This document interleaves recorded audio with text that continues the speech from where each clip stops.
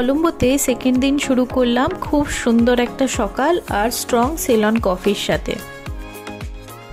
Good morning, it's day 2 in Colombo.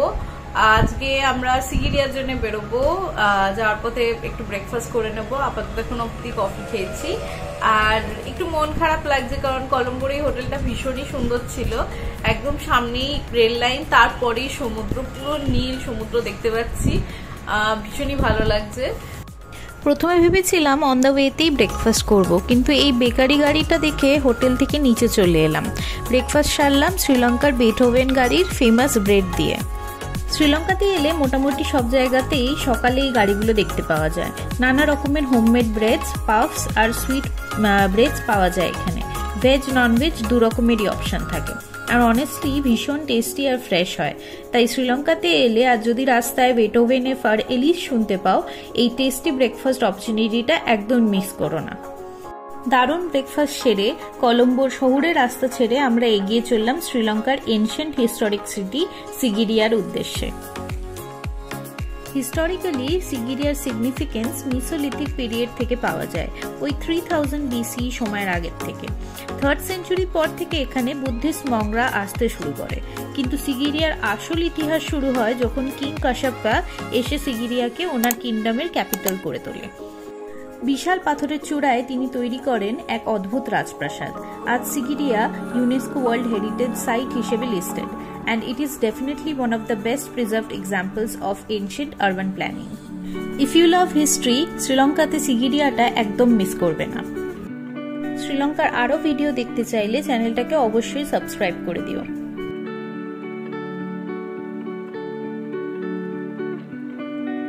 Sigiriya জায়গাটা দাম্বুলা ডিস্ট্রিক্টের অংশ। এই পুরো জায়গাটা এই ইতিহাসে পরিপূর্ণ। মেন সিগিরিয়া টাউনে ঢোকার আগে পরে ফেমাস দাম্বুলা কেভস। আমরা প্রায় 350 সিঁড়ি উঠে দাম্বুলা কেভস দেখতে চলে গেলাম।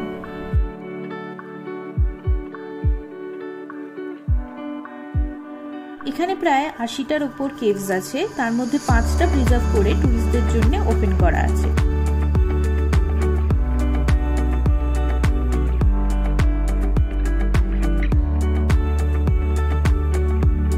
এই কেভসগুলো famous for its beautiful frescoes and golden Buddha statues.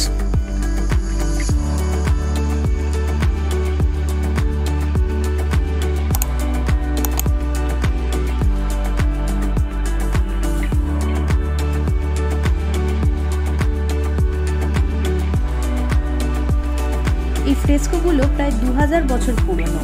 They cover vast history of Buddhism and its stories.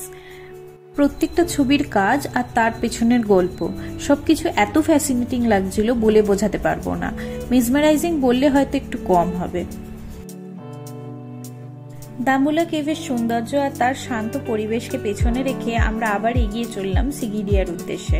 প্রায় আধ ঘন্টা পরে পৌঁছালাম আমাদের খুব কোয়েন্ট আর সম্পূর্ণ সবুজে ঘেরা হোমস্টেতে।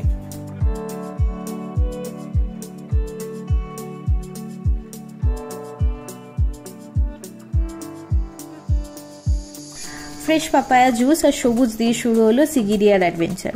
কুইক লাঞ্চ করে এগিয়ে চললাম পিডুরাঙ্গালা রক থেকে সানসেট দেখার জন্য।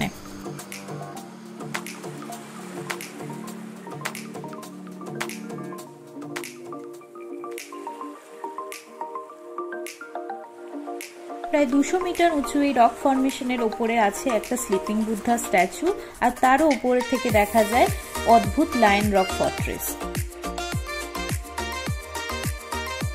হাইটটা একটু চ্যালেঞ্জিং। প্রথম পার্টটা পুরো পাথুরে সিঁড়ি দিয়ে উঠে যেতে হয়, আর লাস্টের 100 মিটার মতন অফ রোড ক্লাইম্ব আছে, মানে ওই হাত ইউজ করে উঠতে হবে। কিন্তু যারা অ্যাডভেঞ্চার ভালোবাসেন তাদের জন্য এটা খুবই এনজয়েবল একটা হাইক। পিডুরাঙ্গালের এন্ট্রি ফি হলো 1000 LKR পার হেড, মানে রাফলি 300 ইন্ডিয়ান টাকা মতন।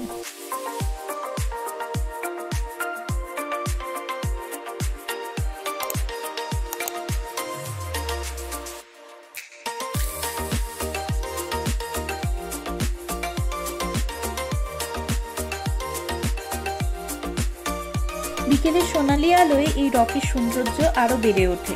পিডুরাঙ্গালা এলে অবশ্যই সানরাইজ বা সানসেটের সময় আসাই ভালো। এই ভিউটা সিম্পলি আনফরগেটেবল। আজকের ব্লগটা কেমন লাগলো কমেন্টে জানিও। ভালো লাগলে একটা লাইক আর চ্যানেলটাকে সাবস্ক্রাইব করতে ভুলো না। সিগিরিয়াতে এরপর আমরা যাব লায়ন রক আর শ্রীলঙ্কার এনশিয়েন্ট সিটি পোলোনারাগুয়াতে। পরের ব্লগ আসবে খুব শিগগিরই। Until then tata.